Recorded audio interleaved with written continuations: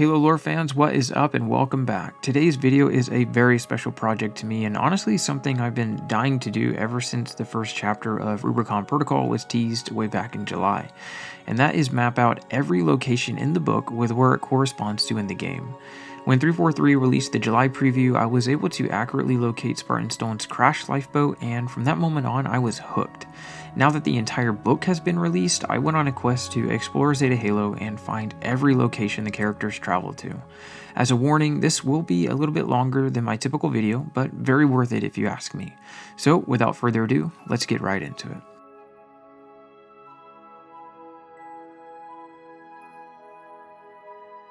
To begin with, this video will be part 1 on this topic, with this one mainly focusing on Spartan Kovan and the boat crew, because they make up the vast majority of locations described in the book.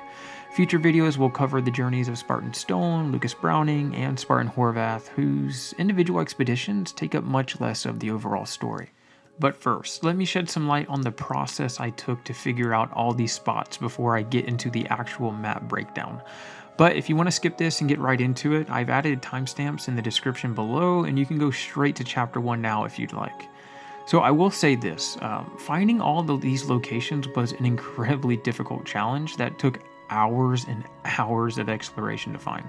And with that, I do not blame the author Kelly Gave by any means for not being descriptive enough. It's not that. It's just more to do with it being hard to find unique locations in an environment that has similar aesthetics throughout all the ring fractures. And the reason I'm so passionate about finding these locations is because I know 343 worked closely in hand with Kelly Gay to make these spots as accurate as possible to what we see in the game. And saying that, there is a chance some locations I found are not accurate, but I remain very confident in what I'm about to share.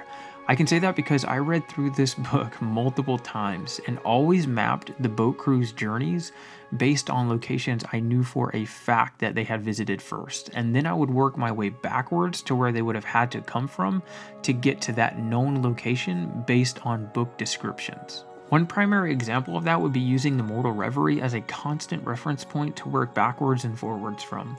Also, I only mapped out locations based on how many travel days it took in the book to get there and what would make logical sense for a walking crew. Another thing that helped me was in some latter sections of the book, it would describe in more detail events that happened earlier in the book, so I combined both the first and secondary descriptions in order to come up with the most accurate picture of a location. And lastly, based on the descriptions of the book, I do believe that the boat crew spent their entire 6 months on this northern ring island here, where the mortal Reverie is. There is a slight chance they traveled to a more southern island, but I will get into that later on. Well, now you know the process, so let's start with chapter 1. In this chapter, we follow Spartan Stone as she and others evacuate the UNSC Infinity. She is able to secure a lifeboat and make her way down to the surface of the ring. And now, lucky enough for us, 343 has already confirmed that my previous video on Stone's crashed lifeboat was accurate. So we can say with 100% certainty that it is here. And if you want to watch that full video breakdown, check it out in the description below, as well as a link to the Cannon Fodder article where it mentions the video that I did. Now, moving on to chapter 2, which introduces us to Spartan Kovan and her crashed lifeboat. All the book says is that her pod crashed belly down near a rocky hillside.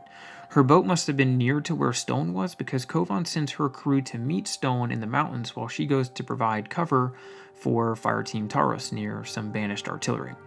So her team travels this way up the mountain and she likely goes south this way.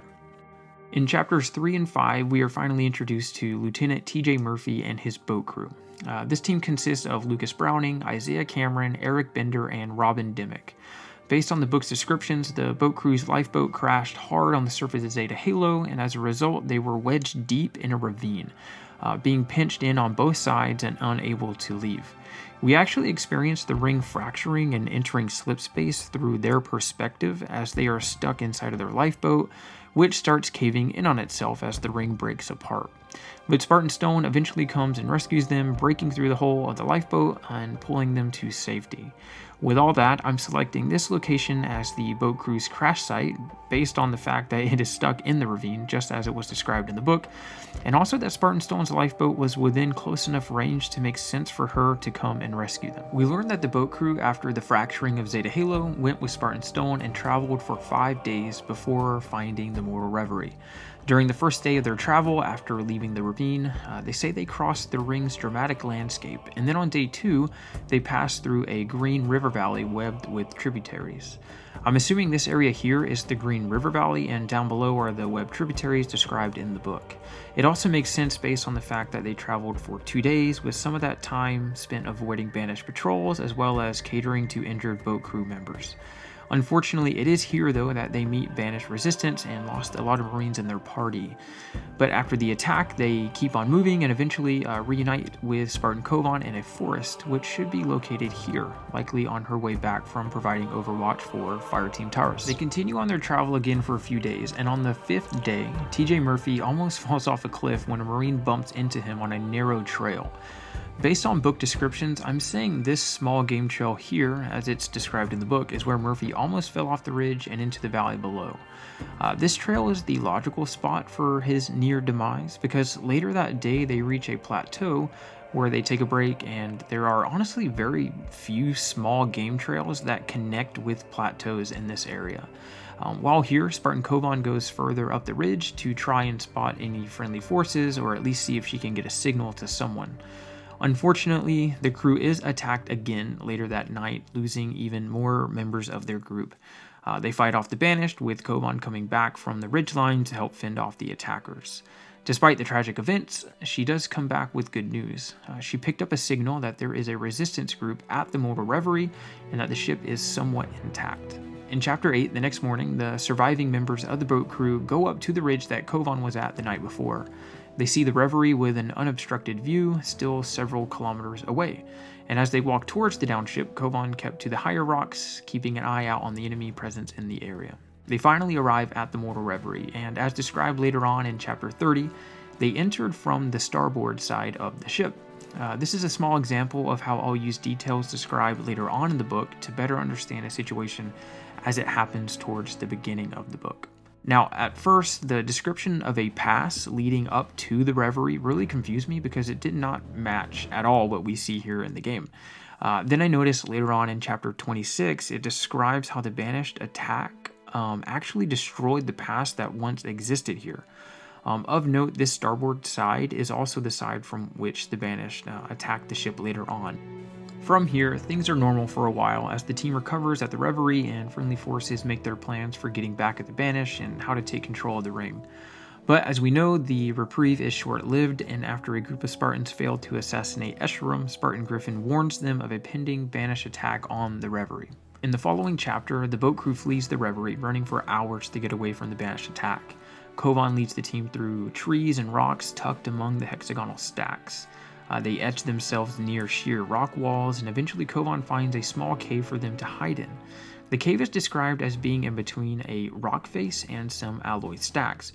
Now, at first this took me a while to find because I was looking for a cave near the hexagonal shapes, but then I realized the book says that the cave was near alloy stacks, not hexagonal stacks. And a stack is simply something that just sticks up, like a chimney stack or something. And here is the cave. At the entrance of the cave, Spartan Kovan's armor locks due to the damage she took during the fighting. And with the Banish on their trail, Lucas Browning sacrifices himself and runs from the cave to let the Banish follow after him instead of finding the rest of his crew in the cave. He is eventually taken as a Banish prisoner, and in another video I'll map out the journey he takes for the rest of the book. And if you want to watch a video about the implications of this moment, see the link below for a separate video I did on this and how it's a game changer for Halo. Kovan's armor eventually corrects itself, and she heads out to find Lucas Browning with no luck. Outside of the cave, she sees a grassy slope that connects the pass leading up to the Mortal Reverie in one direction, and back down into the valley from the other direction. It's from here that we later learn in chapter 24, 6 chapters from now, that they begin a new journey traveling in a southwestern trajectory, while keeping the Reverie as their northern star.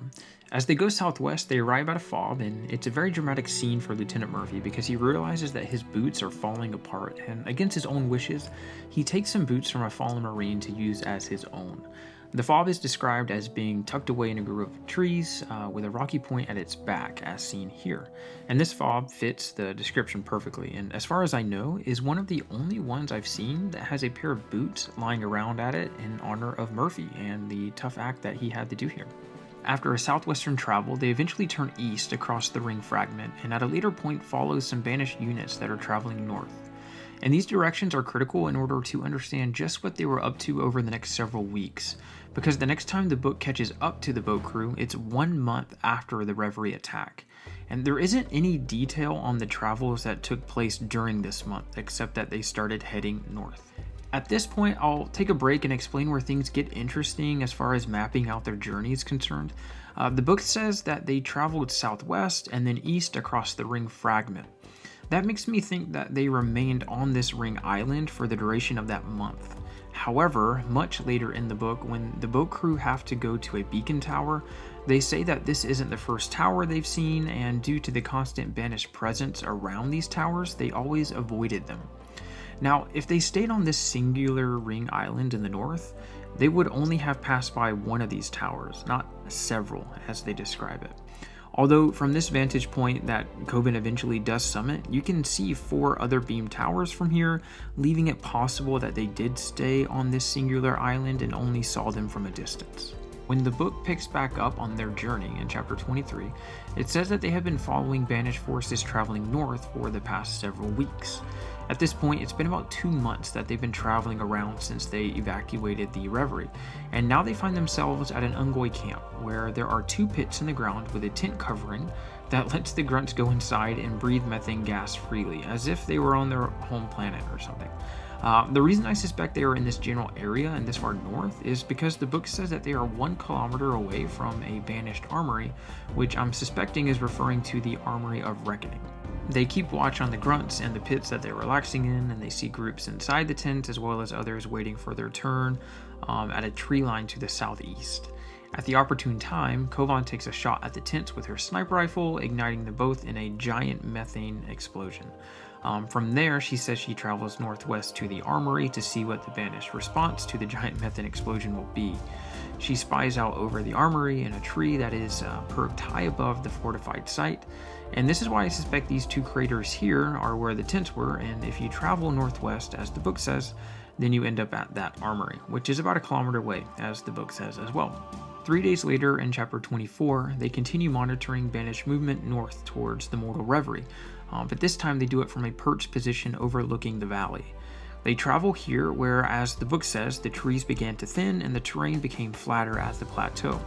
From here, they can see small valleys and deep chasms around them that expose the Forerunner substructures below.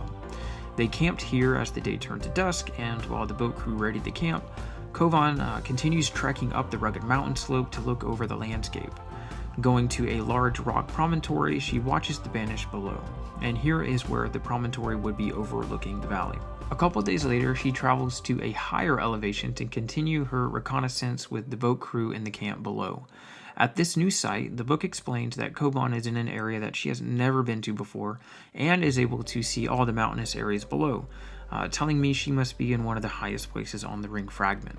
She wedges herself between 2 boulders and looks out over the valley below, and she sees a sniper glint in the distant trees across the gulf between them, which turned out to be Spartan Stone, who they were separated from after the attack on the Reverie.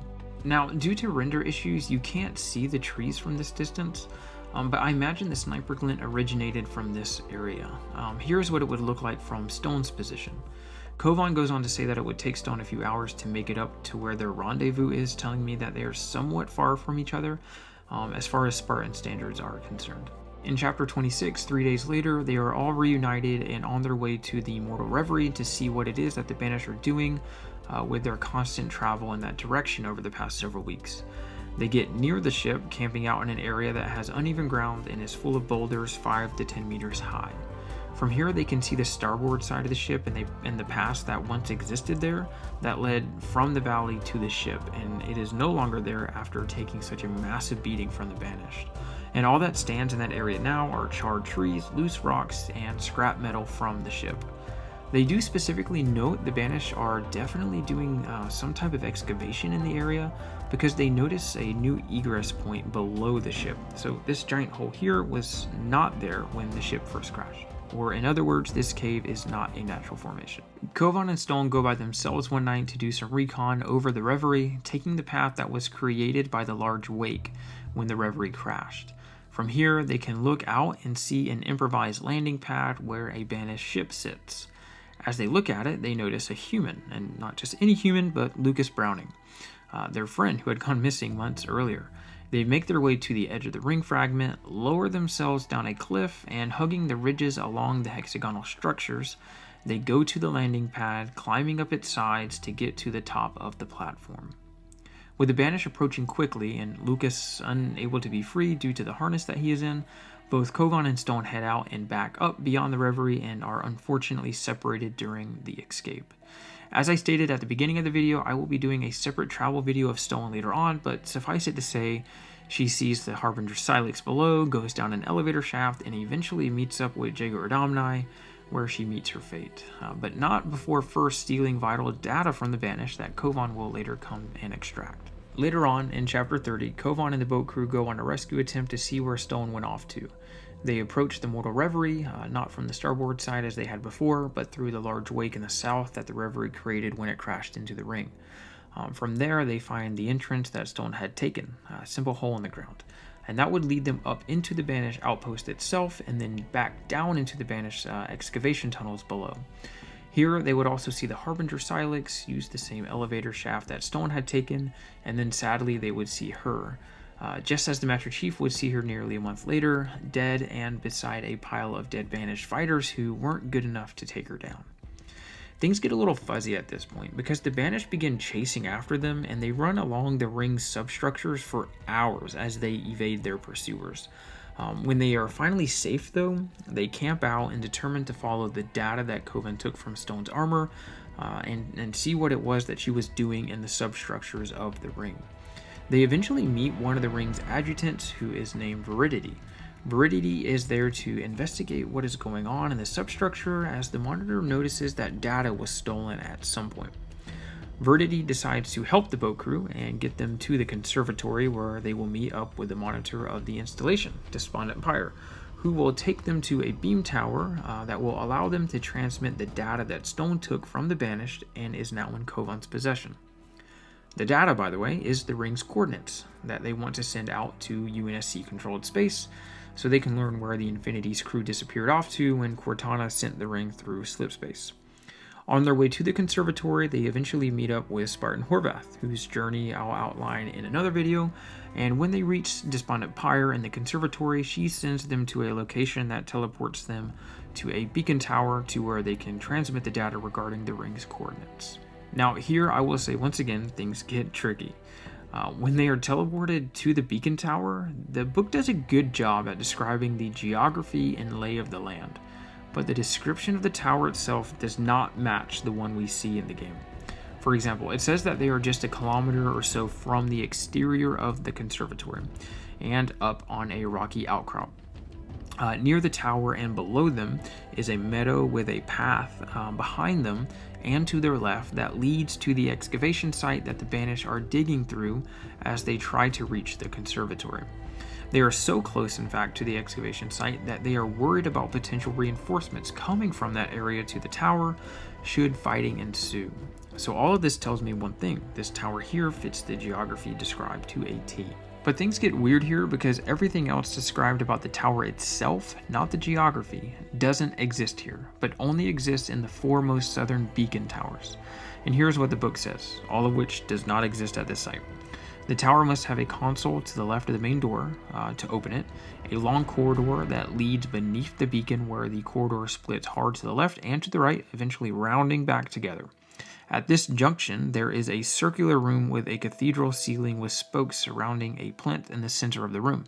But none of these things described are at the location that is near the conservatory, but only at the southern towers at the bottom of the campaign map. So either one of three things happened. One, the final events took place down here and not as near to the conservatory as the book leads us on to believe.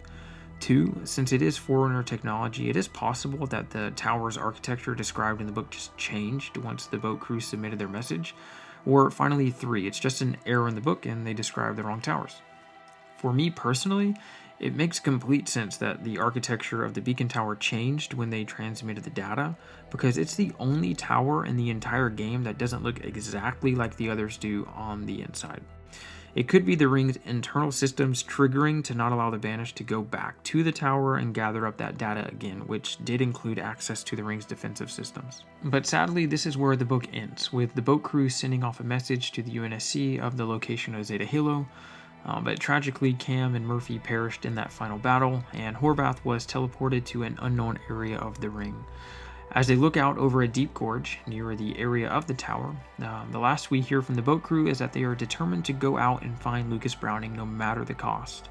And the first place that they'll look is the tower. So there you have it, all locations of the Rubicon Protocol mapped out. This was a monumental task, and I hope it is beneficial to anyone who has or plans to read this book in the future. I had a blast exploring Zeta Halo and finding locations that I'd never seen or explored before in some cases, even with the game being out for as long as it has.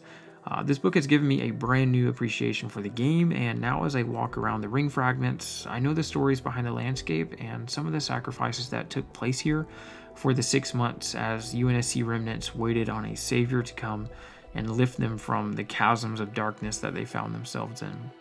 It's kind of sobering to think of how much of this could have been avoided if the chief had just been around during this time. But as I said before, there will be more videos on the rest of the locations, such as when Stone, Horvath, and Lucas Browning were out on their own.